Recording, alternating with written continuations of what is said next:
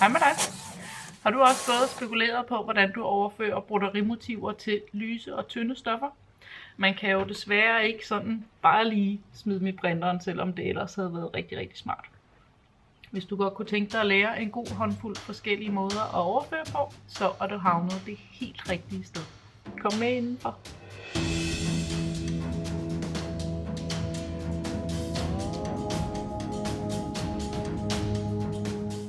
I den her video skal vi kigge på forskellige penne, som er gode at bruge, når man skal overføre sit brodderimotiv til stof. Vi skal også kigge på forskellige lyskilder, som er gode at kombinere med de her penne. Stoffet, som de her teknikker er gode til, det skal helst være tyndt, så man kan kigge igennem, eller lyst. Og så skal det helst have en sådan lidt glat overflade, fordi hvis det er meget nubret, så kan det være svært at tegne lige med de her penne på stoffet. Hvis stoffet er sådan meget ulden, så kan det være svært for penne at ligesom sidde fast. Så der skal man bruge en anden teknik, som jeg kommer ind på i en video senere. Vores første mulighed, det er den helt almindelige blyant, som de fleste af os kan finde hjemme i skufferne. Indtil videre så har mine forsøg været vellykket, når jeg har prøvet at vaske blyant. Det går rigtig fint af i vask. Hvis man ikke skal vaske sit broderi, når det er færdigt, så skal man selvfølgelig være opmærksom på, at man ikke skal tegne forkert, eller at man skal få dækket broderiet ordentligt, så man ikke kan se de her blyantstreger. Sørg for, at blyanten er spids, så er det meget nemmere at tegne de tynde, fine streger op i ens broderi-motiv. Mulighed nummer 2, det er en helt almindelig farveblyant. Dem har de fleste af os også liggende derhjemme et eller andet sted. Specielt hvis man har børn, så kan man jo snige ind i nattens mulm og mørke og stjæle sig sådan en her lækker farveblyant. De mørke blyanter, de er gode til de lyse stoffer. Og der er det samme, der gælder. Sørg for, at den er spids, så den kan tegne ret præcist. Og i mine forsøg, så går den altså også fint af i vask. Så det er det samme som blyanten. Hvis man skal overføre til mørkt, tyndt stof, så kan man jo gøre det, at man stjæler sig en lys farveblyant. Den fungerer rigtig fint på de her glatte, mørke stoffer. Næste mulighed er en af forsvindingstudserne. Den lille af her, den forsvinder både med vand, men den forsvinder også med tid. Så det vil sige, hvis du skal lave en hurtig lille optegning, så er den rigtig god. Hvis du skal lave et rigtig stort motiv, som tager lang tid at brodere, så lad være med at bruge denne her, fordi det vil forsvinde i løbet af, på noget stof forsvinder det i løbet af en time, på noget stof forsvinder det i løbet af et døgn. Og det er så ærgerligt at have tegnet hele sit motiv op, og så forsvinder det bare ud i det blå.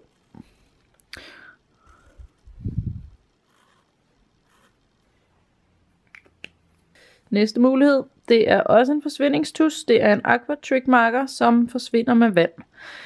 Den findes i forskellige tykkelser.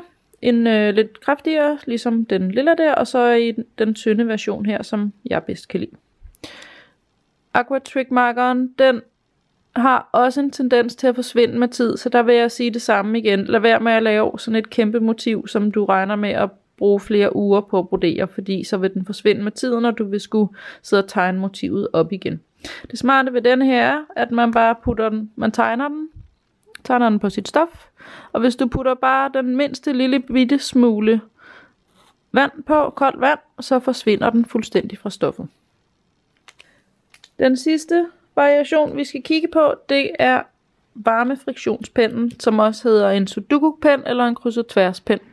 De findes i en hel masse forskellige farver. Jeg har altså bedst kunne lide den sorte, men det er jo en smagsag. Den hedder en varmefriktionspen, fordi man kan skrive på papir med den, og så kan man bruge det, der ligner et viskelæder her, som ikke visker, men den skaber varme, når man knupper på den, og så forsvinder den.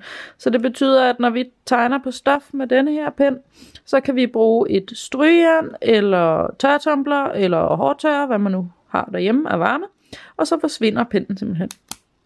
Den er en helt almindelig blyant, og den er rigtig sludrøvt kuglepen, og den er en rigtig god en at tegne tynde, fine brodderimotiver op med. På trods af, at de her penne de forsvinder med varme, så skal man være opmærksom på, at de faktisk kommer tilbage igen med tiden. Den her prøve lavede jeg for et par år siden, og stregerne er kommet så meget tilbage nu, at jeg faktisk efterhånden kan se, hvilken farve jeg har tegnet dem med. Det skal man bare være opmærksom på i forhold til, hvis man ikke vasker sit stof, efter det er broderet færdigt. Så sørg for at få dækket alle dine streger, også selvom du tegner forkert. Noget stof, det er så tyndt og så fint, at vi slet ikke behøver en lyskilde. Så der lægger vi simpelthen bare stoffet oven på vores motiv. Og så taper vi stoffet fast til papiret, så det ikke smutter sin vej, mens vi overfører.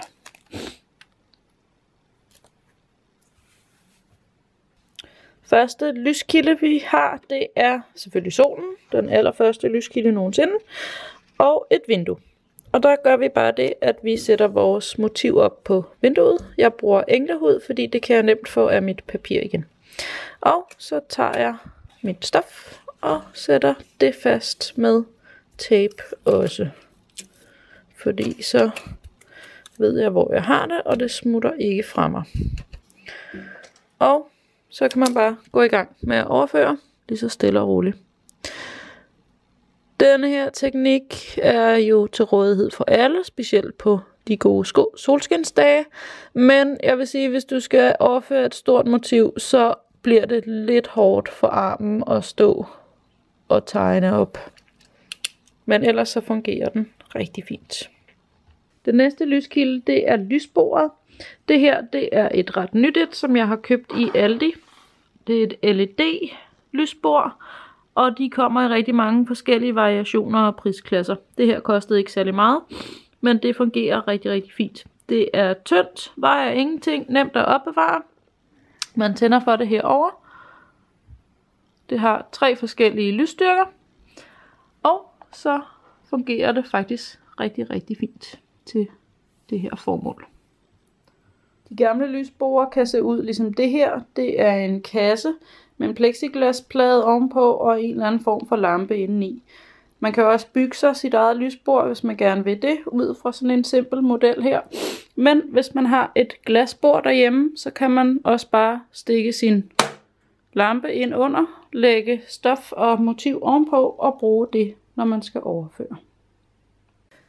Hvis man har sit brodderimotiv på computeren og ikke har adgang til en printer, så kan man jo gøre det, at man bruger sin computerskærm som et lysbord. Jeg plejer at gøre det, at jeg skruer helt op for lysstyrken, så den er så lys som overhovedet muligt. Og så putter jeg tape på mit stof, og så placerer jeg stoffet der, hvor jeg vil have motivet. Jeg plejer at undgå at sætte tape direkte på skærmen. Man skal være meget, meget forsigtig med sin skærm, når man gør det her, så man ikke kommer til at ødelægge den selvfølgelig. Hvis du har touch-funktion i skærmen, så kan man gå ind og slå den fra. Hvis man ikke gør det, så vil det være ret umuligt, så hopper billedet bare rundt. Og så jeg vil nok ikke bruge kuglepennene her, fordi de kan godt sive igennem stoffet, så pas på igen, du ikke ødelægger skærmen. Jeg bruger en blyant, og så vær meget, meget forsigtig med ikke at trykke hårdt, når du overfører dit motiv her, ikke? Fordi vi skal ikke have nogen ødelagte computerskærme, men så kan man lige så forsigtigt glatte ud og tegne sit motiv op. Hvis man ligesom mig har sådan en her yoga-computer, som kan laves om til en tablet, så er det rigtig nemt at bruge den som lysbord. Så klapper man den simpelthen bare sammen til sin tablet-funktion, og så lægger man den og bruger den som lysbord. Det er meget nemmere, når man skal tegne. Hvis det er et mindre motiv, man skal overføre, så kan man bruge et mindre lysbord, aka mobiltelefonen. Der findes nemlig forskellige apps til de her telefoner eller tablets. Den jeg har til min Samsung, den hedder Lightbox, og det den gør, det er simpelthen bare, at den åbner en lys skærm, hvor touch-funktionen er deaktiveret, og så kan du lægge dit motiv og dit stof ovenpå, og så overføre. Hvis du har en tablet eller en iPad, så kan du også hente sådan en app. Jeg har fundet en her til min iPad, der hedder Lightbox, som gør det samme.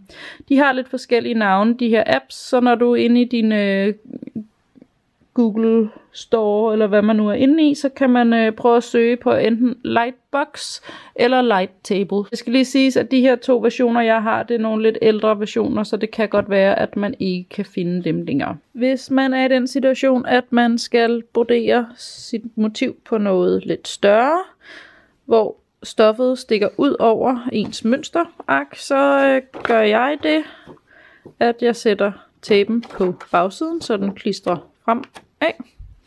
Så lægger jeg mit motiv. Og så lægger jeg stoffet henover.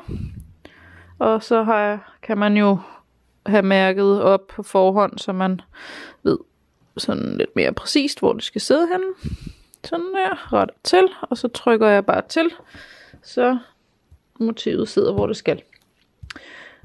Jeg bruger tape, fordi jeg synes, når man sætter nåle i, så kan man godt komme til at forskubbe lagene. Plus at hvis din tegning, dit motiv er en original tegning, så vil det være lidt synd, at man stikker huller i papiret.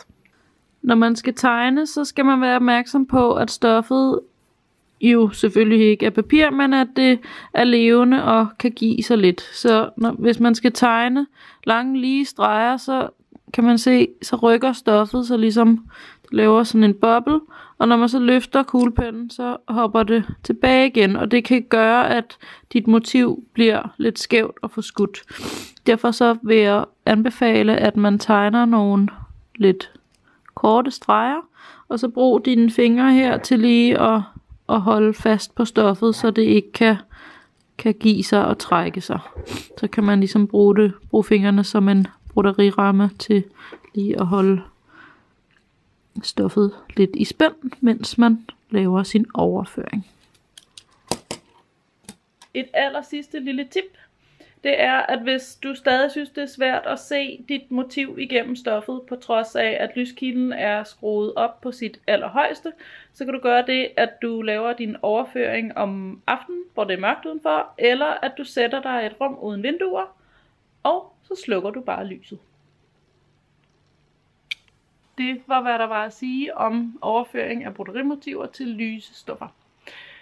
Hvis du gerne vil se mere af mig og mine videoer her, så husk, at du kan abonnere på kanalen ved at trykke på det lille logo nede i hjørnet. Og så kan du selvfølgelig følge mig på både Instagram og Facebook, og du kan købe spændende ting og sager og broderikits i min lille webshop. Links til de her forskellige ting, det ligger nede i videobeskrivelsen. Indtil vi ses næste gang. Rigtig god fornøjelse og rigtig god hygge.